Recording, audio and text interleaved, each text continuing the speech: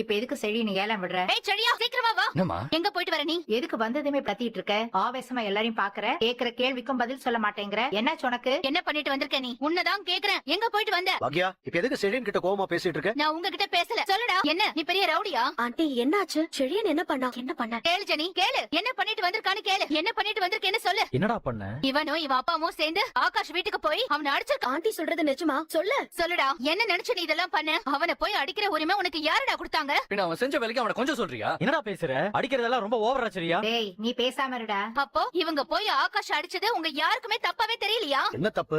என்ன தப்பு? சபாஷ். பசங்களுக்கு நல்லத சொல்லி கொடுக்கறது. இதுல என்ன ரவுடிசம்? நாங்க பேசதான் போனோம். அவன் மாத்தி மாத்தி போன் அடிச்சுக்கிட்டே இருந்தா எரிச்சல் வராதா? 5 காசுக்கு பிரயோஜனம் இல்லாதாய நம்ம பொண்ணுக்கு போன் பண்ணுவா, அதை பாத்துக்கிட்டு சும்மா இருக்கணுமா? என்ன கொஞ்சமா? நான் பண்ண தப்பே இல்லம்மா. அவன் பண்ண வேலைக்கு அவனை கொல்லாம விட்டதே பெருசுன்னு நினைச்சுக்கோ. அந்த ஏரியா முதல்ல எப்படி இருக்குன்னு தெரியுமா? ஒரு 10 நிமிஷம் நம்மளால அங்க நிக்க முடியும். அவ்வளவு கேவலமா இருக்கு அந்த இடம். அங்க இருந்துகிட்டு என் தங்கச்சிட்ட அவன் ப்ரப்போஸ் பண்ணா எனக்கு கோவம் வரத்தானே செய்யும். அதனாலதான் அடிச்சேன். திரும்பவும் சொல்றேன்மா, வந்த கோவத்துக்கு அவனை கொல்லாம விட்டேன்னு சந்தோஷப்பட்டுக்கோ. இன்னும் ஒரு தடவை அவன்கிட்ட பேசுறதுக்கு அவன் முயற்சி பண்ண தெரிஞ்சா போதும் அவனை சாவடிச்சு